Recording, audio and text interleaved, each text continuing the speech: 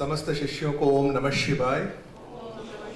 हिंदुत्व अभियान की जो मूल विचारधारा है, निस्वार्थ, निर्भीक व निरअहंकार हिंदुत्व साधना के आधार पर पूरे हिंदू समाज को संगठित करना और राष्ट्र का निर्माण करना। वो निर्माण करने वाले प्रचारक संत, वो निर्माण करने वाले प्रचारक शिष्य, उस जिम्मेदारी के साथ अपना जीवन जीने वाले राष्ट्र साधक इस शिविर से निकले और समाज का नेतृत्व करें। मैं अपने शिष्यों से, इसके पहले कि हम नवचरण गायत्री साधना में संलग्न हो, एक प्रश्न हम पूछते हैं। आज जब गुरुजी ये शिविर लेते हैं, आपके हिसाब से इसका उद्देश्य यह है क्या कि गुरुजी प्रवचन के माध्यम से आध्यात्मिक ज्ञान देना चाहते हैं? केवल इतना ही उद्देश्य है क्या? हां या ना, सोच के बताएं। बिल्कुल सही, इसका यह उद्देश्य कदापि नहीं है। अभी जो हमसे पहले बोल रहे थे, उन्होंने एक बहुत सुंदर बात क्या बोली। जब उनको उनके मित्र ने कहा कि आप शिक्षा के क्षेत्र में कुछ अद्वितीय सोच रहे हैं, आइए गुरुजी के साथ इसकी आप चर्चा करें। वो दिन और आज का दिन, आज वो खुद भगवा वस्त्र पहन के आए हैं। यह जो परिवर्तन है, यह जो सोच का परिवर्तन है, यह जो जीवन साधना की अभिव्यक्ति है, यह इस शिविर का उद्देश्य है। इस शिविर का उद्देश्य यह नहीं कि हम किसी को भी बुलाकर भीड़ एकत्रित करके एक विराट शक्ति प्रदर्शन करें। इस शिविर का यह उद्देश्य नहीं कि इस शिविर में ऐसा कोई आए जिसके मन में क्षण मात्र के लिए भी यह हो कि मैं इस शिविर में जाऊंगा, कुछ ताकतवर लोगों से मेरा संपर्क होगा तो मुझे मेरे व्यवसाय में, राजनीतिक जीवन में, समाज जीवन में कुछ फायदा मिलेगा, मेरे किसी स्वार्थ की अभिपूर्ति होगी। अपितु एक महान राष्ट्र तभी बनता है जब उनके नागरिक, उनके राष्ट्र साधक अपने स्वार्थ, अपने भय के ऊपर उठकर अपना जीवन राष्ट्र के लिए, हिंदू धर्म के लिए, हिंदू संस्कृति के लिए जीना सीखे। इसीलिए आज हमने तय किया कि आज का जो ये अपना साधना शिविर है, शिष्य निर्माण शिविर है, ये हम परम पूजनीय गुरु गोविंद सिंह जी को समर्पित करेंगे। गुरु गोविंद सिंह जी का जीवन तत्व, गुरु गोविंद सिंह जी का आदेश, इसे धारण करके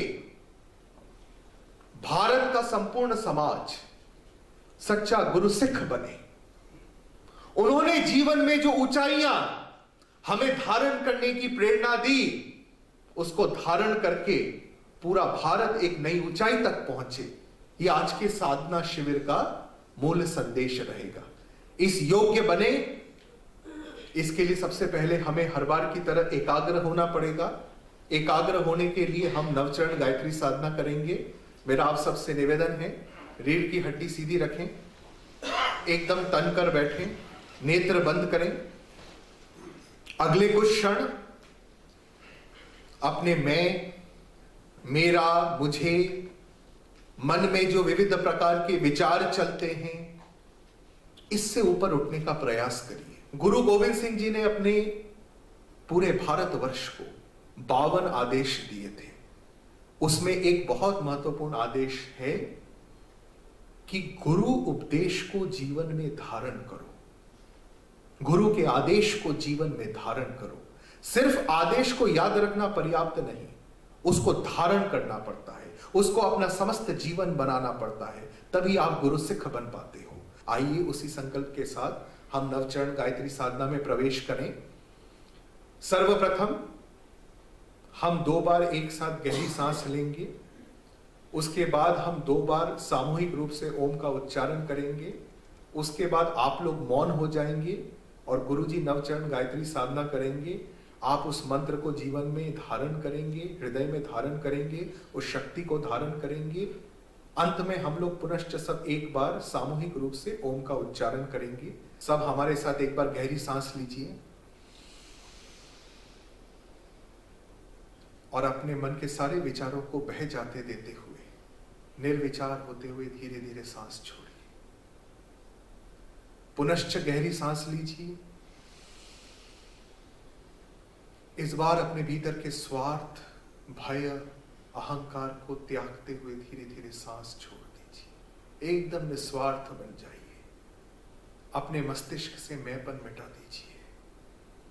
अब हम लोग सामूहिक रूप से 2 बार ओम का उच्चारण करेंगे। जब हम बोलेंगे कि गहरी सांस लीजिए, आप गहरी सांस लेंगे और सांस छोड़ते हुए हमारे साथ ओम का उच्चारण करेंगे। सब सांस लें।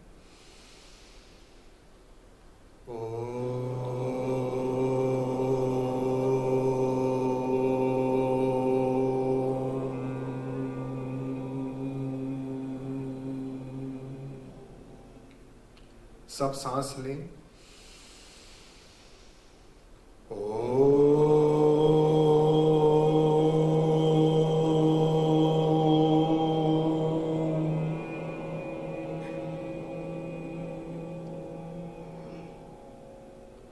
अब सब मौन रहिएगा। इस एकाग्रता को बनाए रखकर नवचरण गायत्री साधना को, इसकी अतुल्य शक्ति को हृदय में धारण करिए। ओम भूर्भुवः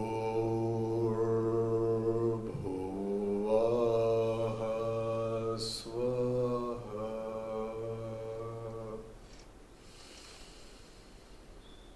ओम तत्सवितुर्वरेण्यम्।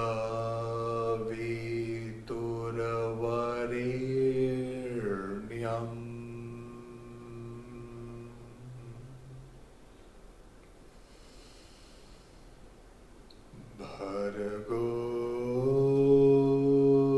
देवस्य धीमहि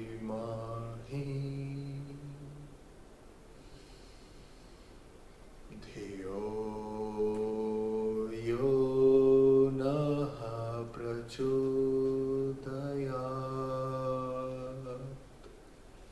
अब सब हम सामूहिक ओम करेंगे। गहरी सांस लीजिए।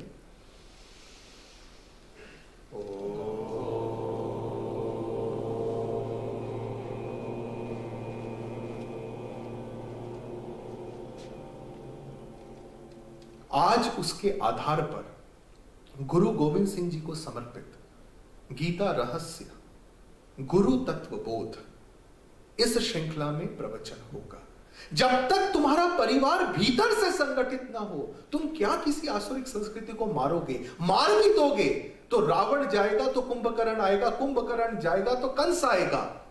आसुरिक संस्कृति तभी पनप सकती है जब तक ईश्वरीय संस्कृति असंगठित रहे।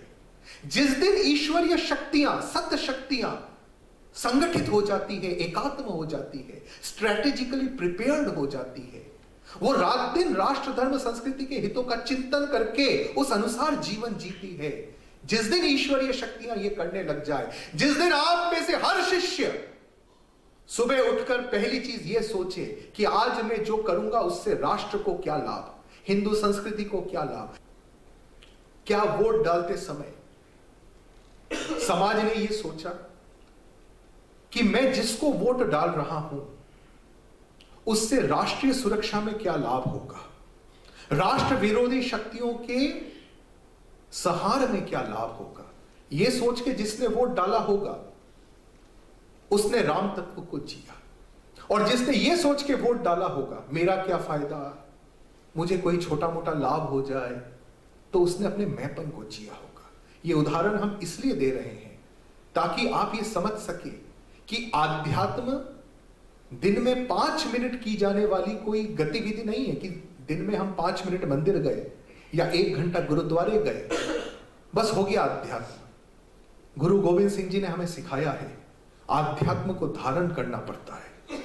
हर सांस के साथ, अपनी हर सांस के साथ एक एक क्षण जीवन का आध्यात्म को देना पड़ता है, तभी साधना जीवन में घटित होती है। मेरे इस प्रवचन के बाद मुझे प्रसन्नता है कि दिल्ली के यहां उपस्थित कई प्रबुद्ध शिष्यों ने मंडला प्रकल्प हाथ में लिया है। क्योंकि यह साधना शिविर है, शिष्य निर्माण शिविर है, इसलिए यह बताना मेरा धर्म है, मेरा कर्तव्य है कि आप में से हर शिष्य हर शिविर के बाद उन संस्कारों को कैसे जी रहा है। कई प्रबुद्ध शिष्य इन्होंने मध्य प्रदेश के वनवासी क्षेत्र मंडला में जाकर वहां के वनवासी समाज को स्किल डेवलपमेंट के माध्यम से आर्थिक रूप से सशक्त करने का साधना हाथ में लिया है।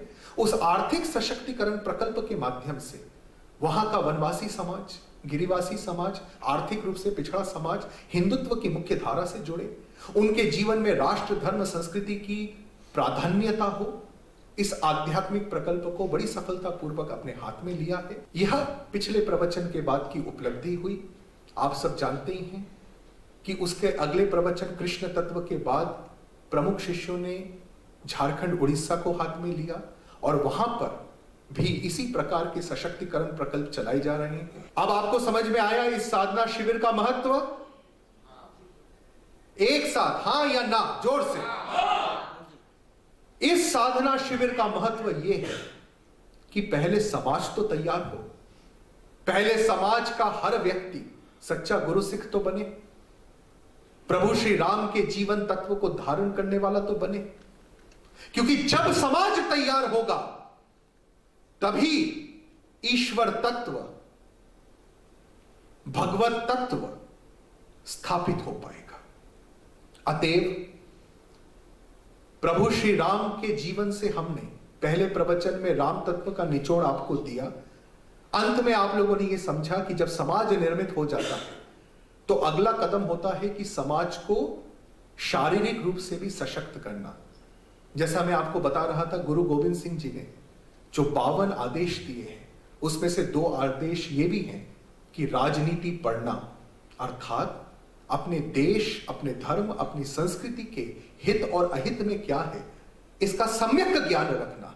दूसरा आदेश गुरु गोविंद सिंह जी ने हम सबको यह दिया है कि निरंतर अस्त्र शस्त्र का अभ्यास करना, घुड़सवारी का अभ्यास करना। इसका अर्थ क्या हुआ कि आप अपने को हमेशा इतना सशक्त रखना कि आपके रहते कोई आसुरिक तत्व, कोई आसुरिक सोच इस महान भारतवर्ष में प्रवेश न कर सके। जैसा गुरु गोविंद सिंह जी ने हम सबको आदेश दिया है कि आसुरिक शक्ति का, अधर्म का कभी भी तुष्टिकरण न करते हुए, चाहे उसमें अपने जीवन का बलिदान जाने दो, कभी भी तुष्टिकरण न करते हुए, उसके साथ कभी भी समझौता न करते हुए, आवश्यकता पड़े अपने साहिबजादों का ही बलिदान देते हुए धर्म की संस्थापना पर ध्यान दो, धर्म की कीरत करना।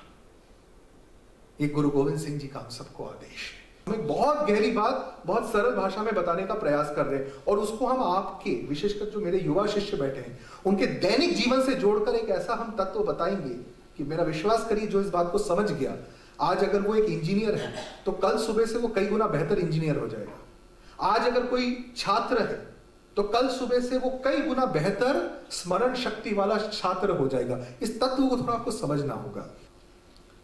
गुरु गोविंद सिंह जी ने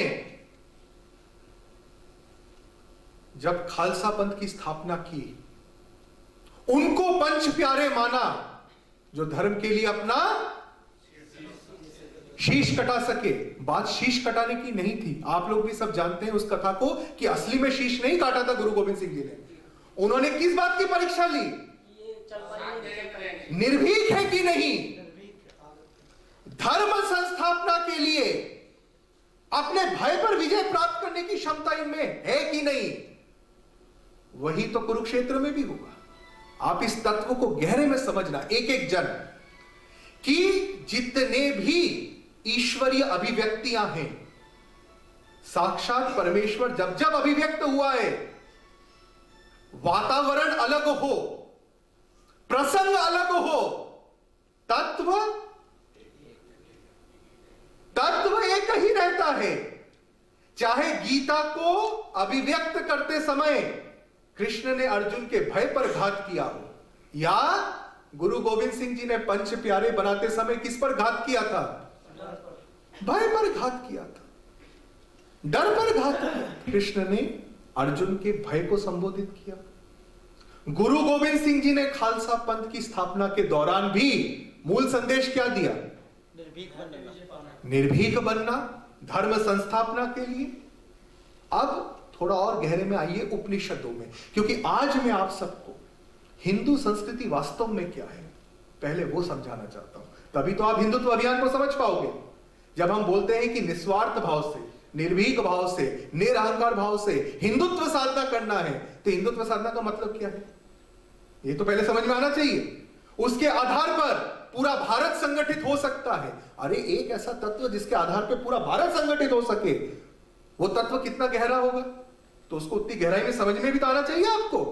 नहीं तो सिर्फ गीता पढ़ने की तरह सिर्फ सुन लिया, हाँ हिंदुत्व साधना के आधार पर संगठित होना चाहिए, बाहर निकल के कोई बोले हिंदुत्व क्या, पता नहीं, हिंदुत्व साधना क्या, पता नहीं, कैसे करोगे, पता नहीं। ये गलती आप आज न करो। सब मेरे साथ सहमत हो? गुरु गोविंद सिंह जी ने जो 52 आदेश दिए थे, उसमें से एक महत्वपूर्ण आदेश यह था कि कोई भी गुरु सिख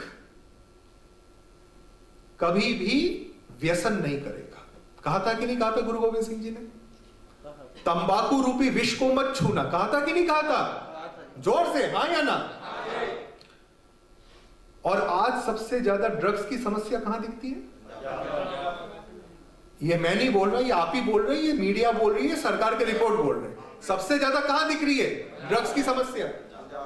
पंजाब में दिख रही है, सब मानते हैं। सोचिए, जहां पर अगर गुरु गोविंद सिंह जी के आदेश को हम जी रहे होते, धारण किए होते, तो जहां पर बिल्कुल नहीं हो सकती है समस्या, वहीं पर सबसे ज्यादा हो रही है। इसका मतलब क्या हुआ आप समझे?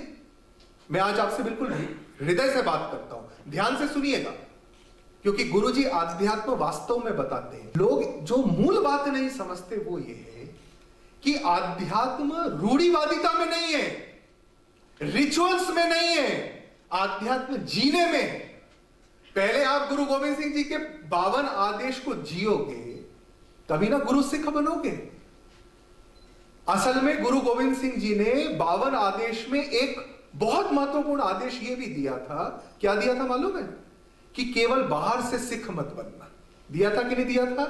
जो 52 आदेश दिए हैं उसमें एक सबसे महत्वपूर्ण आदेश उन्होंने खुद ने यह कहा है कि केवल बाहर से सिख मत बनना। गुरुजी वही बात एक दूसरे तरीके से आप लोगों को समझा रहे हैं कि जब तक आप गीता रहस्य को धारण करना है, यह मानसिकता नहीं बना लोगे। कौन सी मानसिकता? मान लीजिए हम आपको गीता रहस्य का सारा तत्व ज्ञान आज दे दें, जो हम देंगे भी अभी थोड़ी देर में, लेकिन सुनने से पहले आपने मानसिकता ही नहीं बनाई कि मुझे ये गीता रहस्य धारण करना है। गीता रहस्य को कल सुबह से मुझे जीना है। गुरु गोविंद सिंह जी के जीवन तत्व से हमने गीता रहस्य के संबंध में क्या सीखा कि अब जो गीता रहस्य पे गुरुजी प्रवचन करेंगे, उसकी पहली शर्त क्या है? कि आप उसको धारण करोगे। एक बार सब मेरे साथ संकल्प लीजिए, मुझे लगता है संकल्प की जरूरत है। सब मेरे साथ दोहराइए। हम ये संकल्प लेते हैं कि आज से हम गीता रहस्य को धारण करेंगे। बहुत अच्छा। अब आइए हम गीता रहस्य में गुरु तत्व बोध के दृष्टि से प्रवेश करते हैं। इस श्लोक से जुड़िएगा। मैं आपको गीता रहस्य बताना शुरू कर रहा हूं, ध्यान से जुड़िएगा। यदा यदा ही धर्मस्य ग्लानिर्भवति भारत अभ्युत्थानम धर्मस्य तदात्मानं सृजाम्यहम्। अब पहले मैं इसका आपको गलत मतलब बताता हूं। पहले मैं आपको इसका कौन सा मतलब बताऊंगा? गलत मतलब बताऊंगा, जो षड्यंत्र के तहत हिंदू समाज को वर्षों तक समझाया गया। हम लोग एक चीज भूल जाते हैं जब हम भारत की संस्कृति पढ़ते हैं कि भारत 1000 साल की गुलामी से अभी अभी निकला है। कितने हजार साल की गुलामी से? 800 साल विधर्मियों की गुलामी, मुगलों की गुलामी, और 200 साल अंग्रेजों की गुलामी। इसमें सबसे खतरनाक बात क्या हुई कि अगर गुरु गोविंद सिंह जैसे हमारे मार्गदर्शक नहीं रहे होते या समर्थ रामदास जी जैसे संत नहीं रहे होते तो शायद हमें ध्यान भी नहीं रहता कि हम असली में कौन है। ऐसे कुछ महापुरुषों संतों ने संस्कृति को बचाया तो थोड़ा बहुत हमें पता है, लेकिन इसको विकृत करने का बहुत प्रयास किया गया है। इसलिए इस श्लोक का पहले गलत मतलब समझिए। कई लोगों ने एक मतलब इसका प्रचारित किया कि भारत एक ऐसा देश है जिसको ईश्वर का विशेष आशीर्वाद प्राप्त है कि जब जब अधर्म बढ़ेगा प्रभु श्री कृष्ण अवतार लेंगे और अधर्म का नाश करेंगे। यही बताया गया है कि नहीं? अधिकांश लोग इसी को मानते हैं कि नहीं? इसके कारण क्या हुआ मालूम है? इसके कारण क्या हुआ? जब 1000 साल तक हिंदू समाज इस गलतफहमी के साथ ही जिया। मैं आपको एक उदाहरण दूं, एकदम अपने ही पूर्वजों का। जब मोहम्मद गौरी ने पहली बार भारत पे आक्रमण किया, उस समय पूरा भारत, आज का पाकिस्तान, आज का अफगानिस्तान, आज का बांग्लादेश, आज का बर्मा, म्यांमार, श्रीलंका, ये सब एक विराट हिंदू राष्ट्र था। ये तो सब जानते हैं ना? एक भी विधर्मी नहीं था। अपने पास धन की कोई कमी नहीं थी, सोने की चिड़िया थे अपन। शूरवीरों की कोई कमी नहीं थी। कमी किस चीज की थी? स्ट्रेटेजिक प्रिपेयर्डनेस की। मैं ये क्यों समझा रहा हूं, समझिएगा। क्योंकि कई लोग आज भी इस गलतफहमी में कि क्योंकि हम 100 करोड़ हैं, क्योंकि हम थोड़ा बहुत सशक्त हैं, तो अब ये कभी अपने ऊपर नहीं होगा। इस गलतफहमी में मत रहिएगा। जब भारत आज से कई गुना बड़ा था, जब कई गुना ज्यादा धन हमारे पास था, शूरवीरों की कोई कमी नहीं थी। मोहम्मद गौरी और मुट्ठी भर विधर्मी सोमनाथ मंदिर चले गए, भारत की अस्मिता को खंडित करके चले गए। ऐसा क्यों हुआ? कोई जवाब दे सकता है? क्योंकि जब वो सोमनाथ मंदिर पे आक्रमण करने वाले थे, लोगों ने कहा कि भगवान शिव जी को कौन बचा सकता है, वो तो खुद को खुद ही बचाएंगे। वो सब इसी गलतफहमी में रह गए और मंदिर टूटता चला गया। आज भी विश्वास करिए, स्थिति बहुत ज्यादा बदली नहीं है। वो जो मैंने वोट वाला उदाहरण दिया ना, उससे अपनी आत्मा से पूछ के देखना, क्या स्थिति सही में बदली है? क्या हम आज स्ट्रेटेजिकली बेटर प्रिपेयर्ड हैं? आप कितने अपने मित्रों को जानते हैं जो राष्ट्र संबंधी कोई निर्णय लेते समय राष्ट्र धर्म संस्कृति का पूरा सम्यक सोच रखता हो? कितने मित्र आप जानते हैं जो यह बता सके कि आसाम कहां है और नागालैंड कहां है और त्रिपुरा कहां है? मणिपुर और मिजोरम अलग है कि एक ही है? कितने लोगों को आप जानते हैं? कितने लोगों को आप जानते हैं जो बांग्लादेश से करवाई जा रही अवैध घुसपैठ को ध्यान में रख के दिल्ली में वोट डालते हो? कितनों को जानते हैं? एक को भी जानते हैं? तो आप में और अपने पूर्वजों में अंतर क्या है? मोहम्मद गौरी जब अफगानिस्तान से आया था, ध्यान से सुनना सोमनाथ मंदिर कैसे टूटा, एकदम सत्य कथा। जब मोहम्मद गौरी आया था, वो ऐसे ही नहीं आया था। ध्यान से सुनेगा, एक बहुत बड़ा रहस्य आपको बताऊंगा। मोहम्मद गौरी ने आने से पहले अपने एक विद्वान को भेजा था कई वर्षों के लिए पूरा भारत घूमने। उसका नाम था अल बुरुंडी। क्या नाम था? अल बुरुंडी। अल बुरुंडी ने जाके मोहम्मद गौरी को एक रिपोर्ट दिया, और वो रिपोर्ट क्या था? उसने कहा भारत के पास अथाह पैसा, एक से बढ़कर एक शूरवीर, ऐसे शूरवीर कि उनके 10 के सामने अपने 100 कमजोर हैं। उनके पास इतने तेजोमय मंदिर हैं कि अपने पास वैसा कुछ भी नहीं है। उनकी जनसंख्या अपने से कई कई गुना बड़ी है। लेकिन आप ध्यान से सुनना, लेकिन हर आदमी खुद में खोया हुआ है। एक पड़ोसी को दूसरे पड़ोसी की रक्षा करना है, ऐसी कोई समझ ही नहीं है। एक जिले को दूसरे जिले की राष्ट्रवाद के आधार पर रक्षा करनी है, ऐसी कोई समझ ही नहीं है, ऐसा कोई विचार ही नहीं है, ऐसा कोई सोच ही नहीं है। इसलिए मोहम्मद गौरी, अगर तुम प्रवेश करोगे तो तुम्हें एक साथ राष्ट्र से नहीं लड़ना पड़ेगा। तुम एक छोटे से गांव से लड़ोगे, फिर अगले गांव से लड़ोगे, फिर अगले कस्बे से लड़ोगे, और हो सकता है कि कुछ कस्बे तुम्हारी मदद कर दे। उनमें आपस में इतनी नफरत, इतना बंटवारा। मुझे सोच के बताइए, आज स्थिति कुछ बदली है क्या? नहीं। लगता है कि आपको बदली है? इससे ज्यादा खराब, इससे भी ज्यादा बदतर स्थिति। मैं आपको कितने उदाहरण दे दूं, कितने उदाहरण दे दूं। मुझे एक बात बताइए, अगर हर भारतीय भारत परस्त होता तो भारत में इंडियन मुजाहिदीन हो सकता था क्या? हो सकता था क्या? अगर हर भारतीय राष्ट्रवादी होता तो 26/11 का मुंबई में अटैक संभव था क्या? अगर हर भारतीय राष्ट्रवादी होता तो कश्मीरी पंडितों की यह दुर्दशा संभव थी क्या? मुझे एक बात बताइए, मात्र 4-5 छोटे छोटे जिले, वहां पर कश्मीरी पंडितों के साथ जब ये अमानवीय अत्याचार हो रहा था, तमिलनाडु उठ के गया था? जा सकता था? गया क्या? मध्य प्रदेश उठ के जा सकता था? गया क्या? तो हम में और हमारे पूर्वजों में अंतर कहां है? इसको गहरे में समझिए जरा। इस प्रश्न को अगर आपने नहीं समझा तो आप हिंदुत्व अभियान को कभी समझ ही नहीं सकते। जैसे डॉक्टर संजीव रॉय ने कहा ना कि गुरुजी चाहते क्या है, यह प्रश्न उठना जरूरी भी है कि गुरुजी वास्तव में चाहते क्या है। गुरुजी इस अभियान के माध्यम से सिर्फ एक चीज चाहते हैं कि हमारा राष्ट्र पुनश्च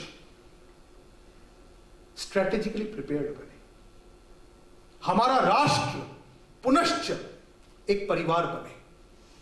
हमारा एक शिष्य अगर पत्रकार है और दूसरा शिष्य अगर इंजीनियर है तो उन दोनों का आपस में एक समन्वय है।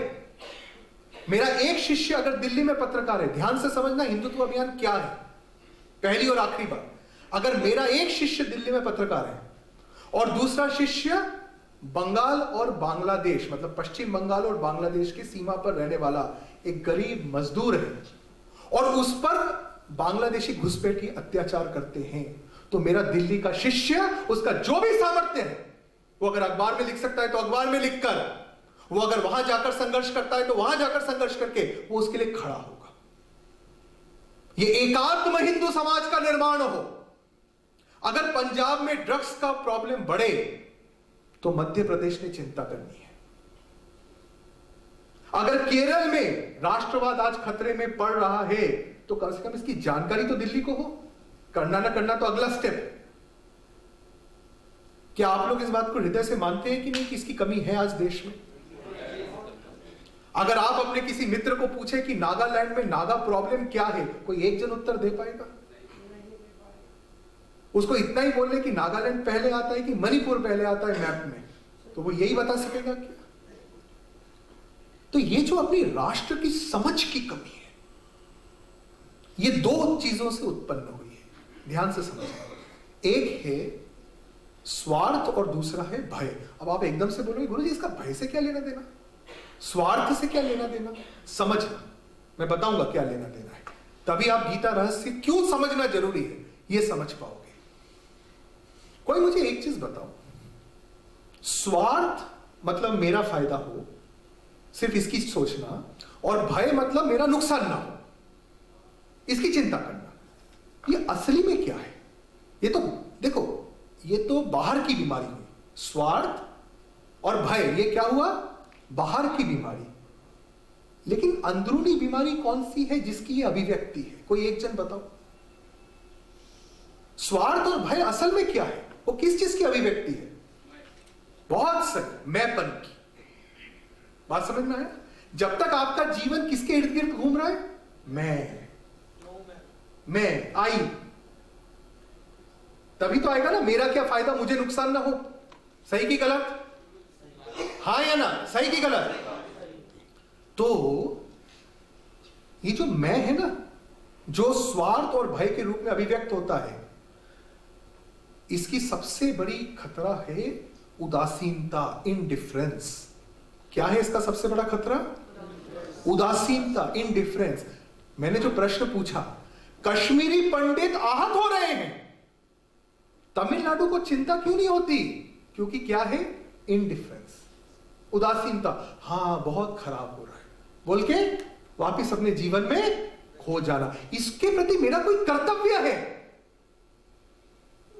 मेरे राष्ट्र की अस्मिता पर कोई आक्रमण हो, उसका उत्तर देना ये मेरा खुद का धर्म है, प्रधानमंत्री का नहीं, आर्मी का नहीं, पुलिस का नहीं, मेरा धर्म है समाज के नाते। ये मानसिकता अगर नहीं है तो राष्ट्र सुरक्षित रह सकता है क्या?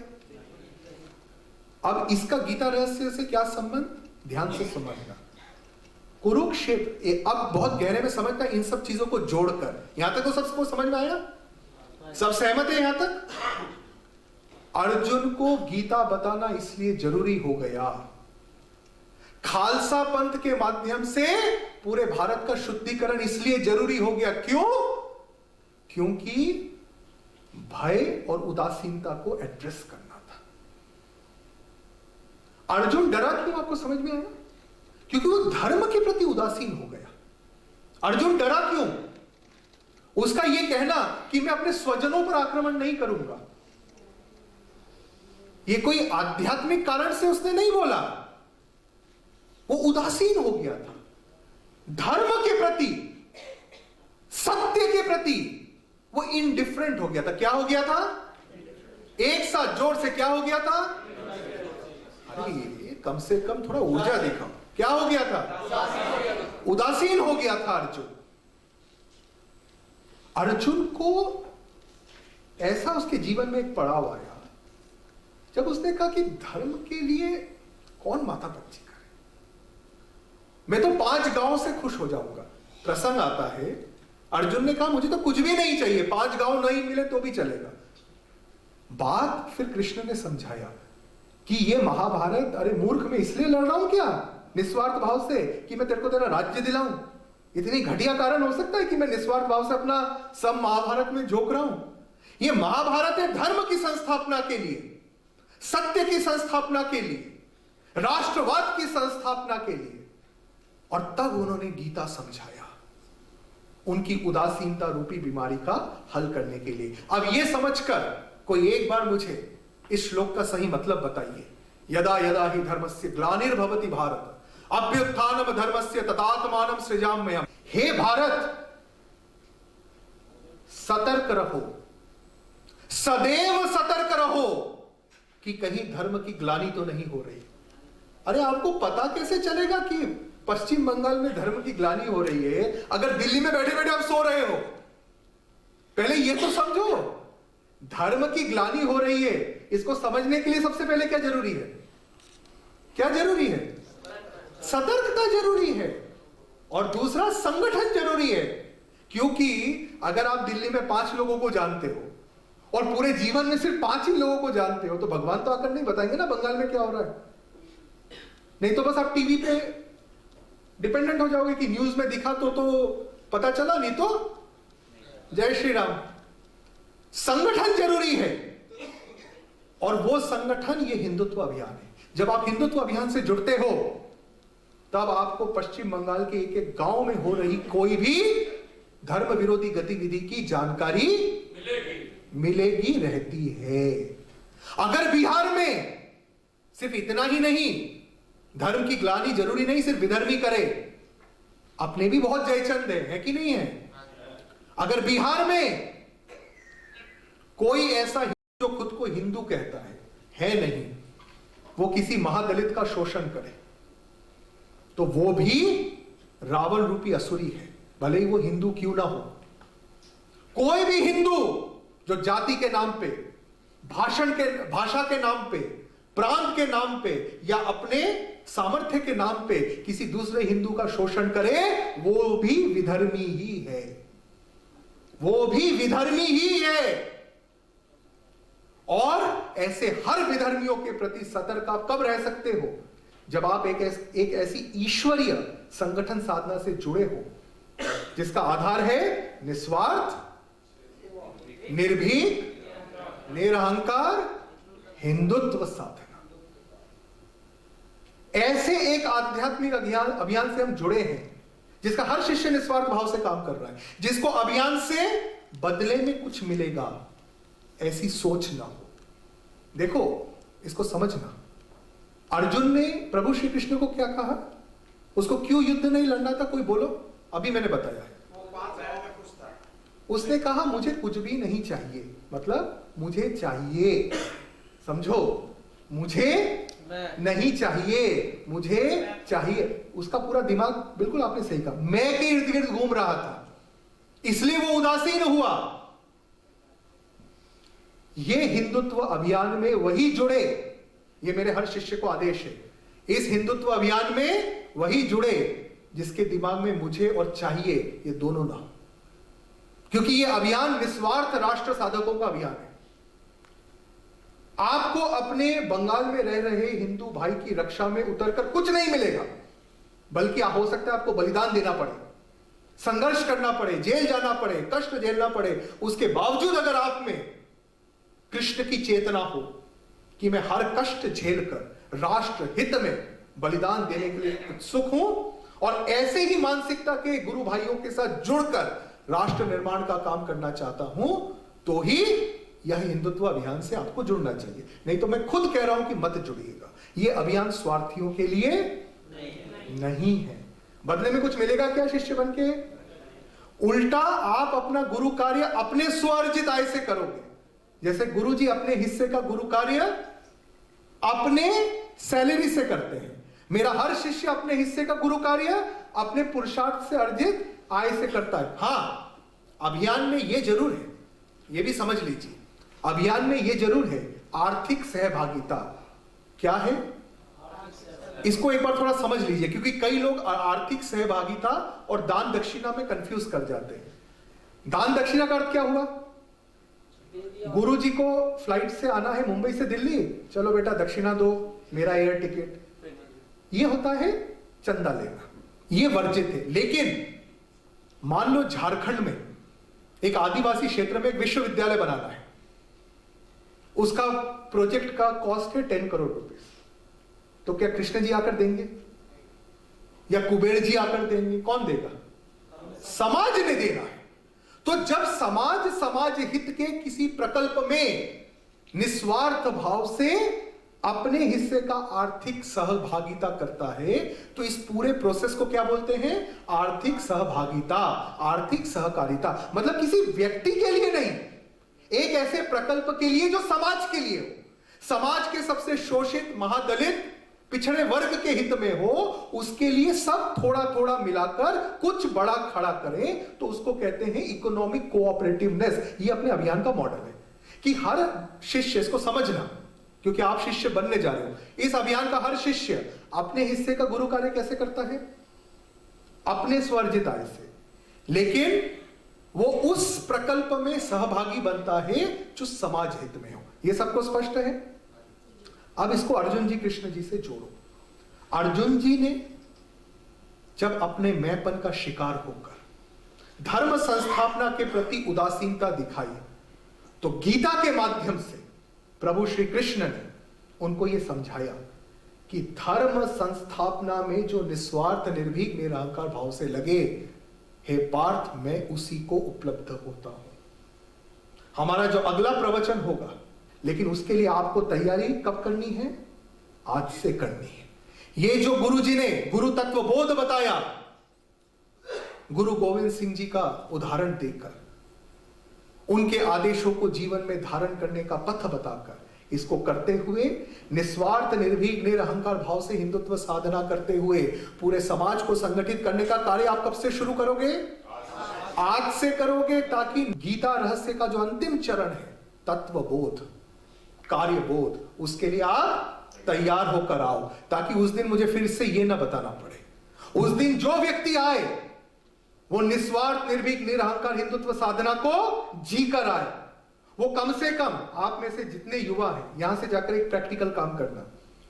आज यहां जो आपका मित्र नहीं है, किसी एक मित्र को जो गुरुजी ने कहा ये समझाने का प्रयास करना। इतना कर लेंगे? और उसको समझाते समय अगर वो न समझे या आपको उसके किसी प्रश्न का उत्तर समझ में ना आए, तो आप इस अभियान के प्रमुख शिष्य जो अभी आपसे मिलेंगे, उनसे फोन पर संपर्क करके कर लीजिएगा। हम समर्थ रामदास जी के जीवन का प्रसंग बताएंगे, खूब ध्यान से समझिएगा। समर्थ रामदास जी का जन्म कहां हुआ था, किस प्रदेश में हुआ था, कोई बताए? महाराष्ट्र में। समर्थ रामदास जी ने, इसको बहुत ध्यान से समझिएगा एक एक शब्द को, क्योंकि समर्थ रामदास जी ने जो तपस्या की वो आप में से हर कोई कर सकता है, आप में से हर किसी को करना है। समर्थ रामदास जी ने जो मैंने अभी तक समझाया उसको वो जीते थे। जब वो 12 वर्ष के हुए उस समय उन्होंने देश की परिस्थिति को देखा। औरंगजेब घोर नर पिशाची व्यवहार करते हुए हिंदू संस्कृति के दमन में लगा हुआ था और हिंदू समाज उसके तुष्टीकरण में लगा हुआ था। हिंदू समाज ने एक मंत्र इन्वेंट कर लिया, जैसे अभी मैंने बताया ना एक श्लोक का गलत अर्थ, उस समय एक मंत्र इन्वेंट कर लिया, हारे को हरिनाम। क्या बोला सबने? हारे को हरिनाम। मतलब हरि किसको मिले? जो हरा हुआ है। मतलब सोचो आध्यात्म की क्या शानदार शानदार परिभाषाएं विधर्मियों ने अपने को सिखाई। हारे को हरिनाम। अधर्म से रक्षा कौन करेगा? श्री कृष्ण करेंगे। तुम्हें तो बस हारा हुआ ही रहना है। तुम आलसी रहो, स्वार्थी रहो, हारे रहो। मंदिर जाओ, गुरुद्वारा जाओ, किसके लिए जाओ? मन्नत पूरी करने। बंगला साहब आदमी 40 दिन जाता है लगातार, क्यों जाता है? गुरु गोविंद सिंह बनने कोई जाता है? कोई नहीं जाता। 40 दिन गुरु गोविंद सिंह जी बनने जाया जा सकता है, लेकिन लोग गुरुद्वारा मांगते ही नहीं मन्नत। 40 दिन बंगला साहब जाएंगे, किसके लिए जाएंगे? मुनाफा हो जाए, परीक्षा में पास हो जाए। मतलब हर काम जो अपने स्वार्थ का वो भगवान के माथे फोड़ दो, उसी को बोलो यही आध्यात्म। और असली आध्यात्म को बोल दो हारे को हरिनाम। अधर्म से लड़ना किसका काम? श्री कृष्ण का काम। मैं चाहता हूं आप में से हर व्यक्ति समर्थ रामदास जी का जीवन समझकर इसके ऊपर निकले। ध्यान से सुनना। जब समर्थ रामदास जी 12 वर्ष के थे, उन्होंने अपने आप से एक संकल्प लिया कि मैं औरंगजेब के हाथों हिंदू संस्कृति का नाश नहीं होने दूंगा। आप सोचो, औरंगजेब उस समय का विश्व का सबसे समृद्ध, सबसे ताकतवर, सबसे बड़ी सेना वाला राजा था कि नहीं था? मुझे एक बात बताओ, उसके तो कई हिंदू सेनापति थे। वो लोग संगठित होकर विद्रोह नहीं कर सकते थे? जब वो मंदिर तोड़ता था, जब वो जबरन धर्मांतरण करता था तलवार की नोक पे, विद्रोह हो सकता था कि नहीं हो सकता था? हर व्यक्ति ने तुष्टीकरण को चुना। लेकिन मैं आपको अब ऐसी कथा बताना चाहता हूं जिससे आप सीखोगे कि कृष्ण तुम्हारे अंदर है। अगर तुम जागृत करना चाहो तो तुम्हें कृष्ण बनने से कोई नहीं रोक सकता। इस संसार की कोई ताकत नहीं रोक सकती। एक 12 साल का बालक जिसकी कोई पृष्ठभूमि नहीं, न जब वो किसी राजा का बेटा, न किसी सेनापति का बेटा, न उसके पास धन, एक साधारण किसान का बेटा समर्थ रामदास। उसने 12 वर्ष की आयु में संकल्प लिया कि मैं इस औरंगजेब रूपी नर पिशाच का नाश करूंगा। लेकिन संकल्प लेकर वो सो नहीं गया, उसने अध्ययन किया औरंगजेब से समाज क्यों नहीं लड़ पा रहा है, क्योंकि समाज हारा हुआ है। उन्होंने पूरे भारत की परिक्रमा की, जो आप में से हर शिष्य को करना है। पहले भारत को तो समझो। और उसने एक एक भारतीय से मिलकर 2 बातें समझी कि हर भारतीय कोई खुद को दलित मानता है, कोई खुद को जाट मानता है, कोई खुद को यादव मानता है। अरे खुद को हिंदू मानने वाला कहां है? और क्योंकि कोई खुद को इस हिंदू राष्ट्र का हिंदू नागरिक, हिंदू साधक नहीं मानता, तो सब बिखरे हुए। इतने सारे हैं लेकिन सब बिखरे हुए। उन्होंने एक सरल कार्य शुरू किया। वो डिप्रेस नहीं हुए। कई लोग क्या जब ऐसी स्थिति देखते हैं डिप्रेस हो जाते हैं, अरे मैं अकेला क्या कर लूंगा। उन्होंने क्या किया? पहले 12 वर्ष नासिक में उन्होंने आध्यात्मिक तपस्या करके खुद को निस्वार्थ, निर्भीक, निरहंकार बनाया। खुद को बाहुबली बनाया कि मैं 10 लोगों से खुद की रक्षा खुद कर सकूं, ये लायक बन के फिर मैं राष्ट्र भ्रमण पे निकलूंगा। फिर उन्होंने क्या किया? महाराष्ट्र के हर गांव में बजरंगबली जी का मंदिर स्थापित करना शुरू किया। गांव को बजरंगबली का मंदिर स्थापित करने के आधार पर संगठित करना शुरू किया। फिर वो जब मंदिर स्थापित हो जाता था तो पूरे गांव को बोलते थे कि जात पात छोड़ के एक साथ आरती करो। फिर जब गांव इकट्ठा आया तो युवाओं से निवेदन करते थे कि तुम यहां अखाड़े में व्यायाम करके खुद को सशक्त बनाओ, क्योंकि जब आदमी खुद कमजोर होता है, वो भले ही विश्व की सबसे ताकतवर सेना का सेनापति बना दिया जाए, अगर आदमी खुद कमजोर है तो उसकी सोच भी कमजोर ही होगी। इसलिए गुरु गोविंद सिंह जी ने कहा था, निरंतर अस्त्र शस्त्र का अभ्यास करो, निरंतर घुड़सवारी का अभ्यास करो, मतलब ताकतवर रहो 24 घंटा। तुम ताकतवर ही नहीं हो, तुम सामर्थ्यवानी नहीं हो, क्या तुम राष्ट्र का निर्माण करोगे? तुम पहले से डरे हुए हो, हारे हुए हो, तब तो तुम हारे को हरिनाम को या आध्यात्म समझोगे ना। फिर जब युवा वर्ग ताकतवर बनने लगा, तब समर्थ रामदास जी ने अपने प्रवचनों के माध्यम से राष्ट्र क्या है यह तत्व ज्ञान समझाना शुरू किया। राष्ट्र का मतलब क्या होता है? एक हिंदू होने के नाते, एक गुरु सिख होने के नाते, और गुरु जी उसी को हिंदू मानते हैं जो गुरु सिख भी हो, मतलब शुद्ध हो, वही हिंदू हिंदू है जो गुरु गोविंद सिंह जी के उपदेशों को धारण किए हुए हो, उनके शौर्य साधना के आदेश को धारण किए हुए हो। गुरु गोविंद सिंह जी बताए संगठन साधना को धारण किए हो, ऐसा जो गुरु सिख वही हिंदू हो सकता है। ऐसा हिंदू व्यक्ति कैसे अपने राष्ट्र, धर्म और संस्कृति के प्रति अपने कर्तव्य को समझता है, यह समर्थ रामदास जी ने एक हिंदू युवा को समझाया। वो खुद गए एक हिंदू युवा के पास, एक हिंदू मां के पास गए। तब तक क्या होता था आपको मालूम है? स्त्रियों का अर्थ क्या है? चूल्हा चौका करना, पर्दे में रहना। समर्थ रामदास जी ने अपने जीवन में जो 3000 शिष्य तैयार किए, तो 2000 पुरुष थे, तो 1000 मात्र शक्तियां थी जो अस्त्र शस्त्र, व्यायाम, राष्ट्रीय चिंतन सब में एक समान पारंगत थे। अरे आपका 50% भारत कमजोर हो तो भारत का निर्माण कैसे हो सकता है? जब इस प्रकार का समाज का निर्माण कर लिया, तब प्रभु श्री राम ने, तब समर्थ रामदास जी ने प्रभु श्री राम के पथ पर चलते हुए क्या किया? खुद ही सब कुछ किया क्या? नहीं। प्रभु श्री राम चाहते ना तो मां सीता को खुद ढूंढ के निकाल सकते, नहीं निकाल सकते थे। लेकिन अगर तुम समाज को धर्म स्थान स्थापना की प्रक्रिया से नहीं जोड़ोगे तो समाज का विकास कैसे होगा? उन्होंने वानर में हनुमान तत्व जगाया, समर्थ रामदास जी ने एक 10 वर्ष के बालक में शिवाजी का तत्व जगाया। उन्होंने 10 वर्ष के बालक में वो धर्माभिमान, स्वाभिमान, राष्ट्राभिमान जागृत किया कि वो 10 वर्ष का बालक, जब उसके पिताजी शाहू जी महाराज, शिवाजी 10 वर्ष के थे, उनको बीजापुर के नवाब के दरबार में ले गए और उनको बोला कि बेटा ये अपने नवाब हैं, इनके सामने सर झुकाओ। कोई भी और 10 साल का बच्चा होता, पिता बोले खंबे के सामने सर झुकाओ, झुका देगा। लेकिन जब शिवाजी को कहा तो शिवाजी ने कहा कि मेरा ये सर कटे तो कटे, पर एक भारत मां, एक भगवा ध्वज और एक मेरी मां जीजाबाई के अलावा तीसरा किसी के सामने नहीं झुक सकता।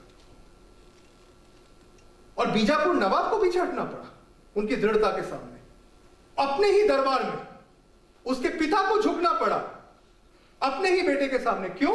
क्योंकि समर्थ रामदास जी के ये दृढ़ संस्कार शिवाजी में थे। एक चीज समझिएगा बेटा, व्यक्ति से कोई बड़ा छोटा नहीं होता। आप में संकल्प क्या है, आप में विचार क्या है, आपकी सोच क्या है और किस चीज के लिए आप कितने दृढ़ हो, इससे आपका जीवन नापा जाता है, इससे आपका जीवन सार्थक या निरर्थक बनता है। शिवाजी जैसे शिष्यों में गीता रहस्य जागृत करके समर्थ रामदास जी ने उनको पथ दिखाया कि कैसे गुरिल्ला युद्ध के माध्यम से औरंगजेब के एक एक सेनापति को मारना है। और उन्होंने पूरे देश भर में जो तंत्र बनाया, ये जो उन्होंने मंदिर बनाए, वहां पे सिर्फ आरती नहीं होती थी, वो मंदिर क्या होता था अपने आप में? वो राष्ट्रवाद का केंद्र होता था। वहां से शिवाजी को एक से एक निस्वार्थ सैनिक मिलते हैं। आपको पता है, मैं बड़े गर्व के साथ बोल रहा हूं, शिवाजी का इतिहास पढ़िएगा, वो एकमात्र हिंदू राजा ऐसे थे जिनके किसी सेनापति ने उन पर कभी धोखा नहीं किया। तानाजी ने आदेश मिलने पर अपने बेटे का विवाह होने के पूर्व विवाह स्थल छोड़कर सर कटाकर किला जीता था। ऐसे आत्म बलिदानी अपने आप नहीं बनते, तनख्वाह से नहीं बनते। उसके लिए गुरु गोविंद सिंह जी जैसी साधना चाहिए। तब मनुष्य शुद्ध होता है, खालसा होता है। समर्थ रामदास जी ने उसी पथ पर चलते हुए वो तपस्या की कि एक एक साधारण बालक में शिवाजी तत्व जगा दिया। उस शिवाजी और उसके जैसे हजारों शिवाजियों ने मैं राजा बनूं, मैं साहूकार बनूं, ये ना सोचते हुए हम सब मिलकर निस्वार्थ भाव से हिंदवी साम्राज्य की स्थापना करेंगे, पुनश्च हिंदू संस्कृति को विश्व विजयी बनाएंगे, इस सोच के साथ सामूहिक साधना की और भारत को पुनश्च उसके गौरव पे पहुंचाया।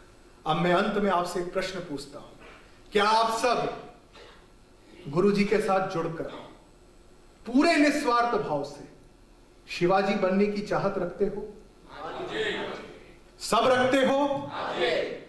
क्या आप मुझे विश्वास दिलाते हो कि वास्तव में आप गुरु गोविंद सिंह जी के आदेश को जीवन में धारण करते हुए सच्चे गुरु सिख बनोगे? सच्चे हृदय से गुरु सिख बनोगे? आपके इस संकल्प के साथ हम आज का संबोधन, तत्व उद्बोधन यहीं समाप्त करते हैं। परम श्रद्धेय लाहड़ी गुरु जी और इस सभागार में उपस्थित बहन और भाइयों, श्रद्धेय गुरु जी का इतना विचारोत्तेजक, प्रबोधनात्मक वक्तव्य सुनने के बाद न मेरी बोलने की हिम्मत है, न आपकी सुनने की मानसिकता है, ये मैं समझता हूँ। फिर भी गुरुजी ने मुझे आदेश दिया है कि आपको यहाँ बिठाया है तो कुछ बोलना पड़ेगा ना। तो दो तीन बातें मैं केवल आपके सामने निवेदन करना चाहता हूँ। हिंदुत्व अभियान की बहुत विस्तार से व्याख्या गुरुजी ने की और उसके साथ कहा कि ये राष्ट्र साधना का काम है। हर एक राष्ट्र का, हर एक समाज का एक आत्म तत्व होता है, उसकी एक अस्मिता होती है, अस्तित्व होता है, प्राण तत्व होता है। दुर्भाग्य ऐसा हुआ, अपना एक पिछले लंबे कालखंड में हम अपने राष्ट्र का राष्ट्रबोध भूल गए। कुछ वर्षों पहले की घटना हम सबको स्मरण है कि अमेरिका में दो वायुयान टकरा करके और वर्ल्ड ट्रेड टावर को नष्ट कर दिया। बड़ा हड़कंप मचा अमेरिका में, बड़े डर गए, सहम गए। विद्वान है प्रोफेसर सैमुअल हंटिंगटन, उनकी एक पुस्तक बड़ी प्रसिद्ध हुई दुनिया भर में, क्लैश ऑफ सिविलाइजेशन। तो उनके मन में प्रश्न आया कि केवल मात्र दो आतंकवादियों ने ट्रेड टावर को नष्ट कर दिया और अमेरिका के लोगों में ये भाव कैसे निर्माण हो गया कि हम रहेंगे कि नहीं रहेंगे, हम बचेंगे कि नहीं बचेंगे। तो उन्होंने एक प्रश्न उपस्थित किया, जैसे आज गुरुजी ने हमारे सामने बहुत सारे प्रश्न उपस्थित किए कि अमेरिका का रहना या न रहना, अमेरिका का जिंदा रह जाना या मर जाना, इसका अर्थ क्या है। और इसका अर्थ समझने से पहले ये समझना पड़ेगा अमेरिका होने का मतलब क्या है। तो उन्होंने प्रश्न उपस्थित किया, हु आर वी, हम कौन हैं। हु आर वी में इस प्रश्न का उत्तर प्रोफेसर सैमुअल हंटिंगटन ये देता है अमेरिका के संदर्भ में। We are English speaking Anglo Saxon protestant culture. और वो कहता है कि अमेरिका की धरती पर जब तक प्रोटेस्टेंट कल्चर को मानने वाला एक भी व्यक्ति जीवित है तब तक अमेरिका बना रहेगा। तो अमेरिका का अस्तित्व तो प्रोटेस्टेंट कल्चर में है ना। तो ऐसे ही अगर भारत की धरती पर खड़े होकर के प्रामाणिकता से, ईमानदारी से अगर हम ये प्रश्न पूछेंगे हु आर वी, तो क्या उत्तर आएगा। जिसके बारे में गुरुजी ने बताया वही उत्तर आएगा ना। हिंदू आएगा, हिंदुत्व आएगा, हिंदू राष्ट्र आएगा। हमारा प्राण तत्व क्या है, हमारा राष्ट्रबोध क्या है, ये हिंदू और हिंदुत्व है। इस प्राण तत्व को, इस आत्मबोध को गौरव के साथ हृदयंगम करना और जीवन में उतारना। बार बार में बीच बीच में बात आई, केवल विशेष पूजा पद्धति का नाम हिंदुत्व नहीं है। तो हिंदुत्व किसका नाम है। तो पुरातन पर नित्य नूतन, बहुत पुरातन है पर नित्य नूतन है। पुरातन पर नित्य नूतन अर्थात सनातन, चिरंतन, निरंतर विकासमान सांस्कृतिक जीवन प्रवाह का नाम ये हिंदुत्व है। तो हिंदुत्व क्लोज्ड माइंडसेट का नाम नहीं है, हिंदुत्व दकियानूसी का नाम नहीं है, हिंदुत्व पोगापंथी का नाम नहीं है, मोस्ट डायनेमिक जीवन प्रवाह का नाम है।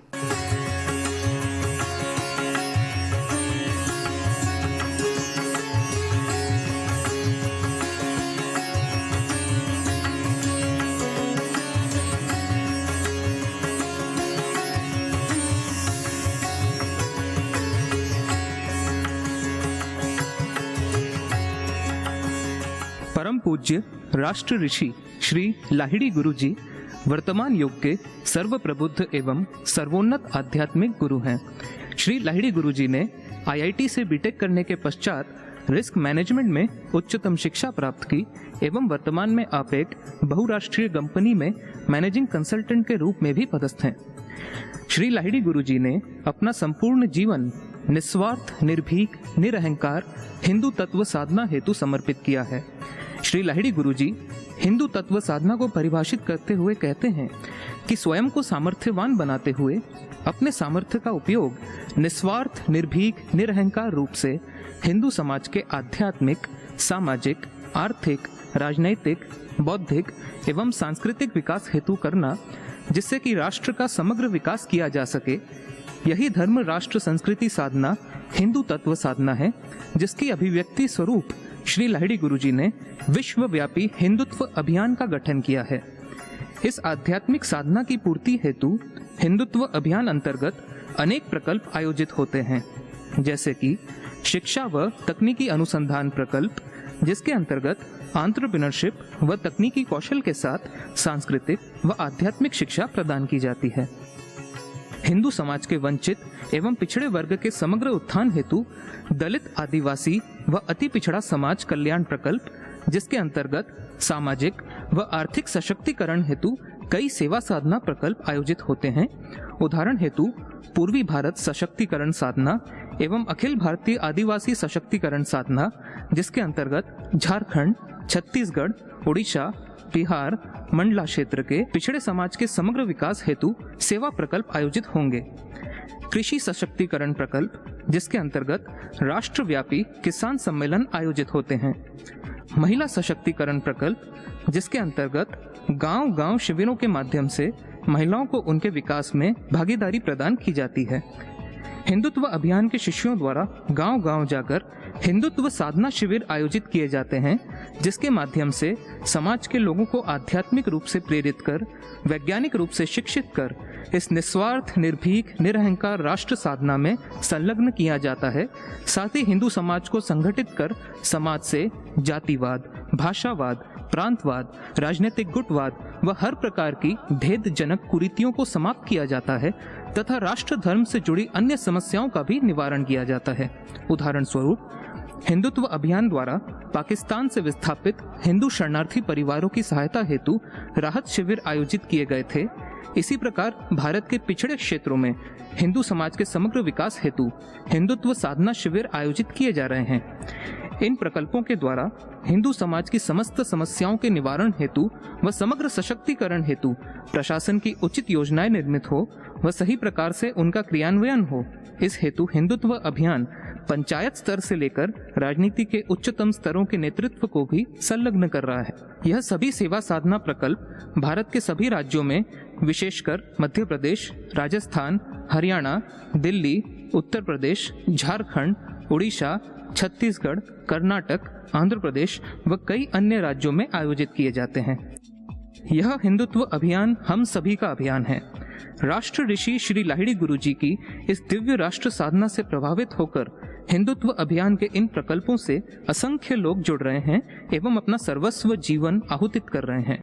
आप सभी जो भी इस निस्वार्थ, निर्भीक, निरहंकार हिंदुत्व साधना एवं भारत के दलित, आदिवासी, घुमंतु, पिछड़ा समाज के हर व्यक्ति को हिंदुत्व से एकात्म कर, सशक्त कर इस महान राष्ट्र साधना को सिद्ध करना चाहते हैं, वे अवश्य ही हिंदुत्व अभियान साधना में सहभागी बने तथा इस भगीरथी साधना में जुड़कर धर्म, राष्ट्र, संस्कृति के प्रति अपने दायित्वों को निभाएं। आप अपना योगदान हिंदुत्व अभियान के बैंक अकाउंट में चेक, डीडी अथवा डायरेक्ट ट्रांसफर से कर सकते हैं।